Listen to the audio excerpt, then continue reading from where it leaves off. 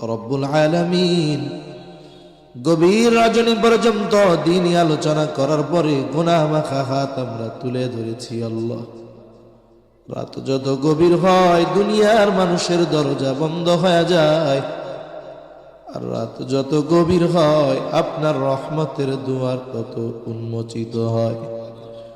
আল্লাহ, আমরা গুনাহগার, আপনি গফফার।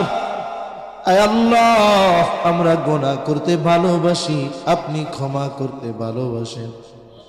আপনি আপনার গফুর, গফফার, রহিম, রহমান নামের ওসিলায় যে যেখান থেকে হাত উঁচু করেছে আল্লাহ আমাদের বিগত জীবনের সব ধরনের গুনাহগুলো মাফ করে দেন। আল্লাহ, আমাদের আত্মীয় স্বজন যে যেখানে আছে মাফ করে দেন।